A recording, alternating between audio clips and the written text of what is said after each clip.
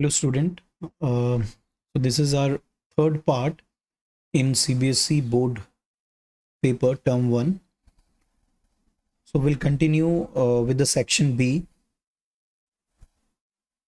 So far we have completed the section A and section C. So we were on the we have completed this 29th question. Okay, so now we have to start with this 30th question.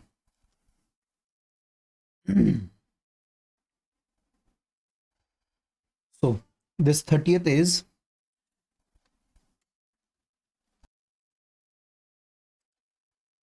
so identify the output of the following Python statement. तो देखिए ये D एक variable है which is a dictionary type variable, ठीक है.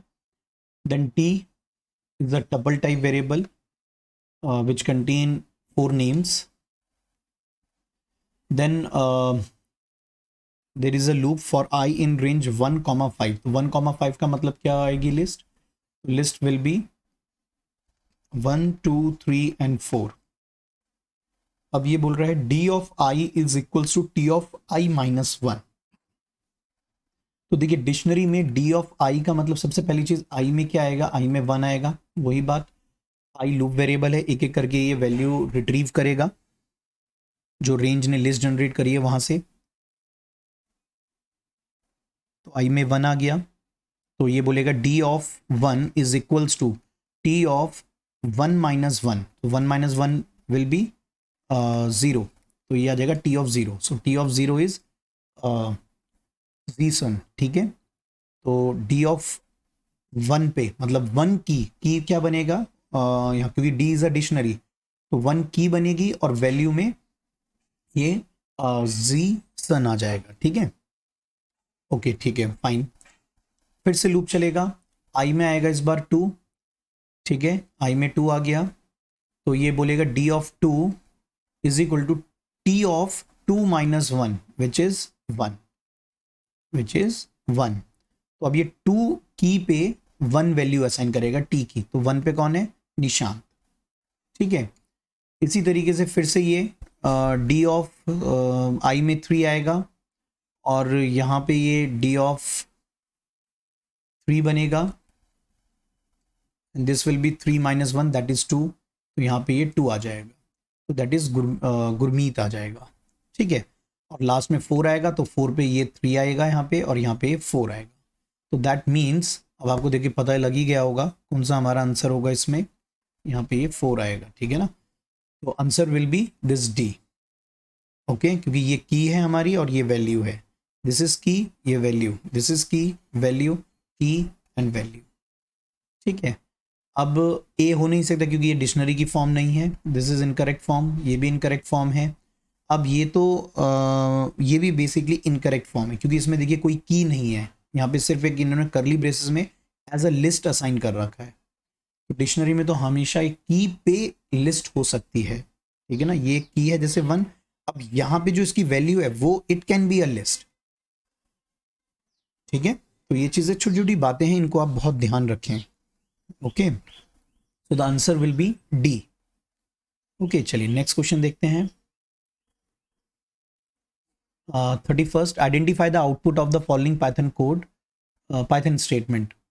तो we have 2 list L1 and L2. L1 में 10, 15, 20, 25 ये नंबर आ रहे हैं और L2 हमारी एक ब्लैंक लिस्ट बन रही है. लूप लगाया हमने रेंज ऑफ, अब देखिए range of LEN of L1, ठीक है. ये क्या जनरेट करेगा? ये यहाँ पे लिखा हुआ आएगा range of lane of L1. तो L1 की लेंथ निकलेगी, तो how many elements are there? 4 elements are there. तो मतलब ये वाला जो पोर्शन है हमारा LEN ऑफ L1, ये क्या रिटर्न करेगा? It will return the number of element of the list that is 4. Now range of 4 will return the next list that is 0, 1, 2, 3. ये हमारे पास लिस्ट आ जाएगी. अब लूप वेरिएबल हमारा यहाँ पे आई है, तो आई क्या करेगा? एक एक करके यहाँ से वैल्यू को रिट्रीव करेगा. तो दैट इज आई में क्या आएगा? सबसे पहले 0 आएगा. अब देखिए हम यहाँ पे क्या कर रहे हैं, इस चीज़ को ज़रा समझ लीजिए. ये स्टेटमेंट में हम कह रहे हैं कि L2 डॉट इंसर्ट. तो L2 जो हमारी ब्लैंक लिस्ट थी उसमें हम इंसर्ट फंक्शन यूज़ कर रहे हैं. तो हमने कहा है इंसर्ट 0, तो ये 0 इंडेक्स पे एलिमेंट को क्या करेगा, इंसर्ट करेगा। अब एलिमेंट क्या आ रहा है जरा ध्यान दीजिए यहाँ पे, L1 dot pop, L1 dot pop. देखिए पहले तो आप इंसर्ट फंक्शन को समझ लें जरा। आप इंसर्ट फंक्शन पे इंडेक्स आता है, फर्स्ट आर्ग्यूमेंट, और फिर वैल्यू आती है। जिस इंडेक्स पे आप वैल्यू इंसर्ट करना चाहते हैं वो आप इंडेक्स मेंशन करेंगे, और ये जो वैल्यू होगी वो इस इंडेक्स पे असाइंड हो जाएगी। ठीक है, तो अब यहाँ पे इंडेक्स तो आ गया आई की, आई तो आई कितना था 0, ये 0 हमने मेंशन कर दिया। अब यहाँ पे लिखा है हमने L1 डॉट पॉप, तो पॉप हम जानते हैं ये क्या करता है, ये एंड से एलिमेंट को डिलीट करेगा। If we are not passing any index number, so in that case it always delete the element from the list at the end. ठीक है, तो एंड से 25 हमारा ये डिलीट होगा, और दैट मीन्स इस, क्योंकि पॉप फंक्शन वैल्यू को रिटर्न करता है, तो इसकी प्लेस पे क्या आ जाएगा, डिलीटेड वैल्यू आ जाएगी, तो दैट इज 25 आ जाएगा। ठीक है, तो 25 आ गया। अब इस 25 को हमने 0 इंडेक्स पे इंसर्ट कर दिया, किसमें, L2 में, तो L2 में हमारा यहाँ पे 25 आ जाएगा फर्स्ट एलिमेंट। ठीक है, फिर से लूप चलेगा, I1 होगा, अब ये 1 इंडेक्स पे बोलेगा, 1 ये इंडेक्स आएगा, और वहाँ पे L1 डॉट पॉप, क्योंकि 25 पॉप हो चुका है L1 में से, तो L1 में अब क्या, ये तो निकल चुका है, अब क्या निकलेगा, 20 निकलेगा, तो मतलब कि यहाँ पे 20 आ जाएगा। देखिए अब आप समझ ही गए होंगे लूप किस तरीके से काम कर रहा है। I2 होगा, तो सेकंड इंडेक्स पे, ये 0 इंडेक्स, ये L2 बन रही है हमारी, ठीक है ना, इसका 0 1 और ये 2 इंडेक्स पे कौन सा एलिमेंट इंसर्ट होगा, पॉप, जो L1 से पॉप हो रहा है। अब L1 से पॉप कौन हो रहा है, 20 हो चुका है, 15 होगा इस बार, तो यहाँ पे आ जाएगा 15। इसी तरीके से फिर से लूप चलेगा, I में 3 आएगा, ठीक है, और 3 आने के बाद उसको हमने इंसर्ट करना है, दैट इज इंसर्ट क्या होगा, 10 होगा, तो यहाँ पे ये 10 आ जाएगा थर्ड इंडेक्स पे। अब आई में सिर्फ 3 ही तक आएंगे, क्योंकि 3 इंडेक्स तक ही हमारी लिस्ट जो जनरेट हुई थी, रेंज ने जो करी थी वो सिर्फ इतनी ही करी थी, तो सिर्फ 3 तक चलेगा। तो दैट मीन्स अब जब हम प्रिंट करेंगे L1 और L2 को, ये यहाँ पे मिस प्रिंट हो रखा है, ये आई नहीं होगा, ये L1 होगा। ठीक है, तो L1 comma L2 comma shape and, तो मतलब L1 और L2 जब दोनों लिस्ट प्रिंट होगी उनके बीच में क्या आएगा, ऑपरेटर, एंड ऑपरेटर आएगा, और एंड सिंबल आएगा वी कैन से। ठीक है, तो क्या L1 हमारी क्या हो चुकी है, L1 हमारी एम्प्टी हो चुकी है, ठीक है ना, L1 हमारी एम्प्टी हो चुकी है क्योंकि हम उसमें सारे एलिमेंट पॉप कर चुके हैं, तो बस सीधा सा आंसर क्या हो गया हमारा A। ओके, और L2 में क्या आ गया, रिवर्स ऑर्डर में आ गए L1 के एलिमेंट। ठीक है, देखिए 25 20 15 10, 25 20 15 10। ठीक है, अच्छा, अब इसी तरीके से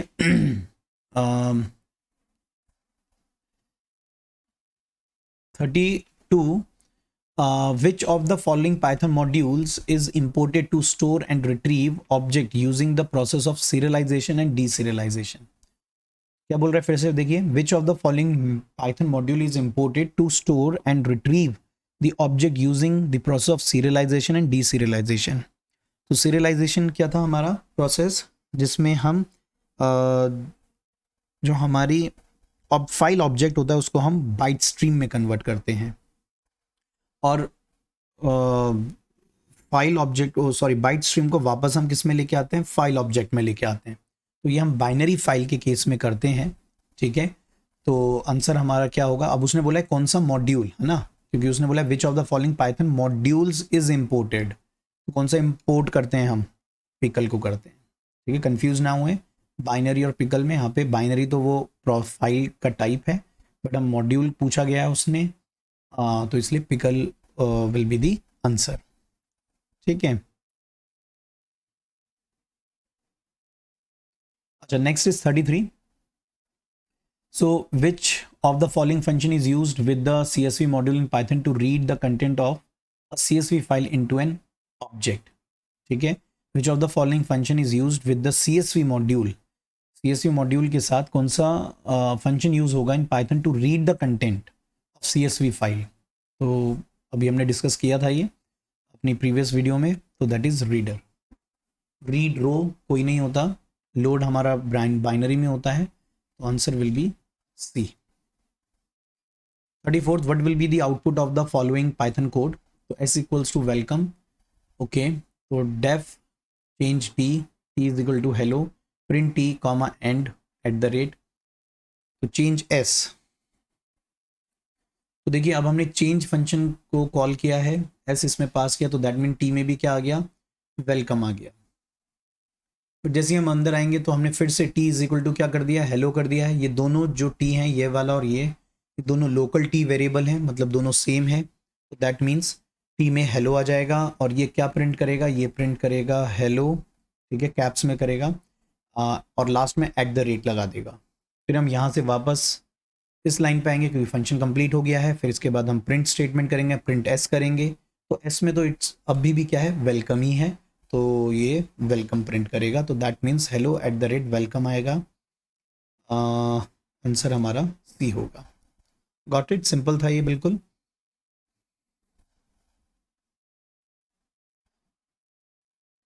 अच्छा, next is rand range function, okay. तो देखिए सबसे पहले रेंड रेंज फंक्शन को समझ लेते हैं। देखिए करता क्या है, अगर हम लिखते हैं रेंड रेंज,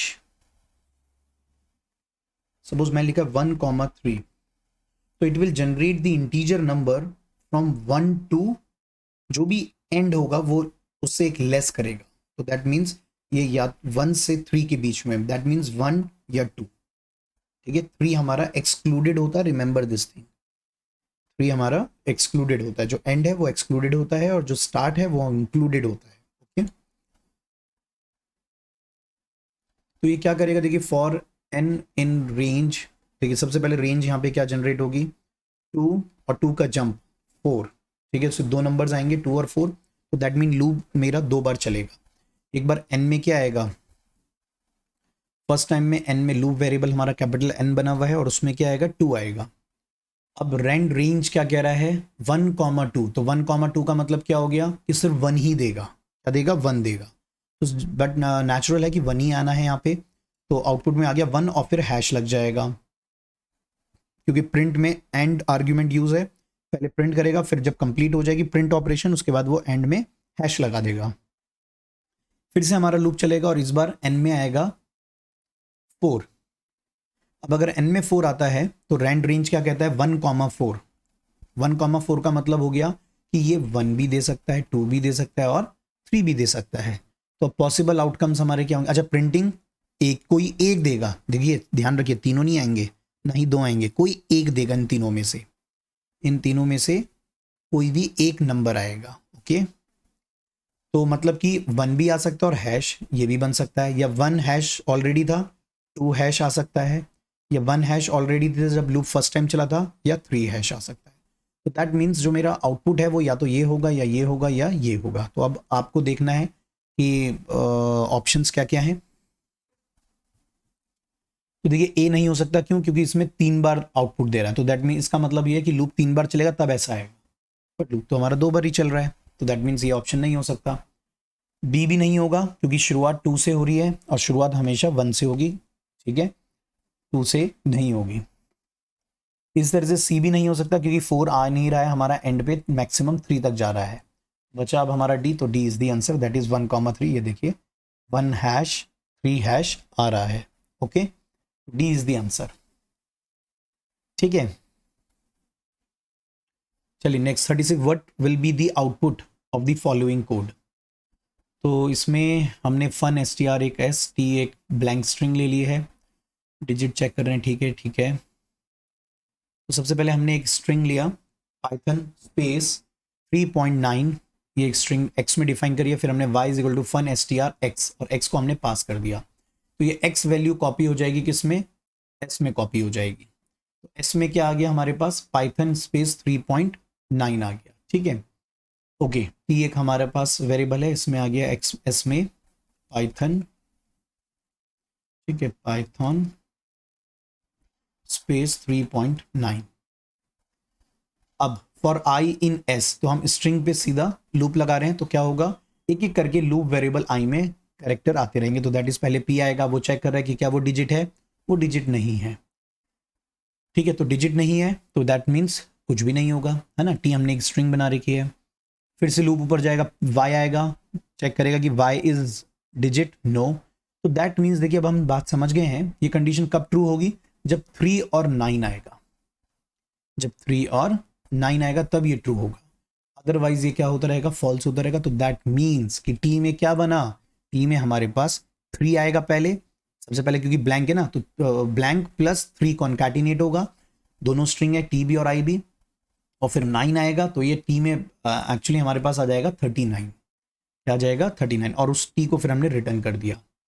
तो रिटर्न कहाँ पे आएगा, अब जहाँ से फंक्शन कॉलिंग यहाँ से हुई थी इस स्टेटमेंट से, तो इस स्टेटमेंट पे कॉल होने के बाद जब रिटर्निंग आती है तो ये स्टेटमेंट रिप्लेस हो जाती है हमारी, ये वाली स्टेटमेंट रिप्लेस हो जाती है हमारी किससे, रिटर्न्ड वैल्यू से। तो रिटर्न वैल्यू क्या है 39, और वो 39 किस में आ गया, वाई में आ गया। Now we are printing X and Y, तो एक्स में तो वही पाइथन स्पेस 3.9, और सैप में एस्ट्रिक लग गया है, एस्ट्रिक 39। तो आंसर विल बी सी और बी को देखें ज़रा। तो सी और बी में कौन होगा, सी इज़ द आंसर, क्योंकि वाई हमारा क्या बना है 39 बना है ना, 3.9 नहीं बना है, 39। गॉट इट, तो सी इज़ द आंसर। चलिए 37th देखें। तो what will be the output of the following Python code. तो इसमें वी हमारा एक ग्लोबल वेरिएबल है 50, चेंज एंड ग्लोबल वी, ठीक है। अब चेंज 20 प्रिंट वी कर रहे हैं हम, ठीक है।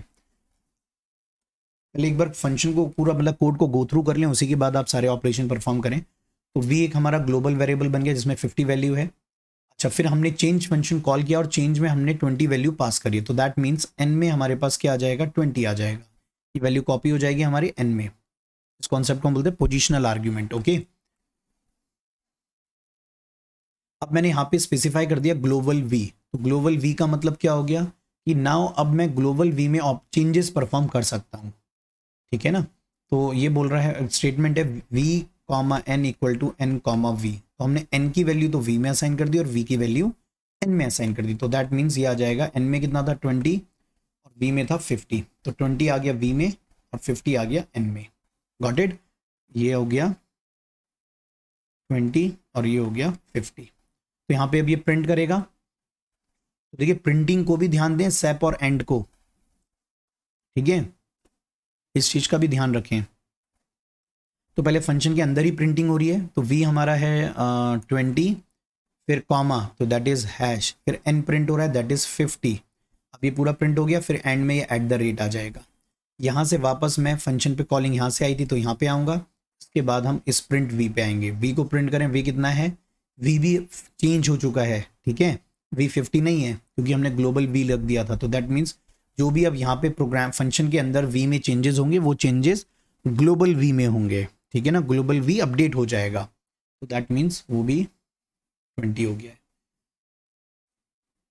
तो देख लीजिए अब आप कौन सा आउटपुट है। तो answer is a, 20 hash 50 at the rate 20।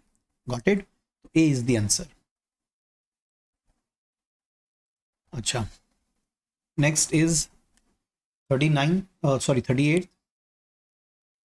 38 में देखिए क्या हो रहा है कि विच of the following option can be the output of the following Python code. तो लिस्ट है दो, एक ब्लैंक है एक में वैल्यू है, लूप लगा दिया हमने एक लिस्ट पे जिनमें एलिमेंट्स थे। अब हम चेक करें कि if I not in L2, मतलब कि जो भी एलिमेंट L1 में आ रहे हैं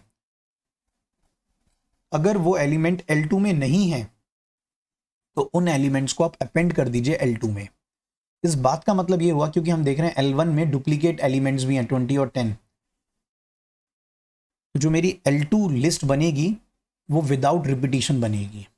समझ गए बात, देखिए कैसे। सबसे पहले आई में आएगा हमारे पास 10, तो 10 L2 में नहीं है क्योंकि अभी तो वो ब्लैंक है, ठीक है। फर्स्ट टाइम जब लूप चलेगा तो ये कंडीशन ट्रू होगी और हमने 10 को अपेंड कर दिया। फिर से लूप चलेगा, आई में आएगा 20 नहीं है L2 में, ट्रू 20 आ गया। फिर आई में 30 आएगा, ठीक है ना, क्योंकि लिस्ट पे लूप लगा रखा ना L1 पे हमने। 30 भी नहीं है, कंडीशन ट्रू हो जाएगी इफ़ वाली, तो ये 30 आ जाएगा। अब इसमें आएगा 20, तो जब 20 आएगा तो इफ़ वाली कंडीशन इस बार हो जाएगी हमारी फॉल्स। तो अभी अपेंडिंग नहीं होगी। फिर 10 आएगा, 10 पे भी अपेंडिंग नहीं होगी। तो दैट मीन्स जो L है हम L2 है हमारा वो 10 20 30 बन गया है। लूप से बाहर आएंगे, प्रिंट करेंगे L1 और L2 को। तो L1 हमारा वही है 10 20 30 20 10 और L2 हमारा 10 20 30 बना है। तो that is option is D. तो D is the answer. Okay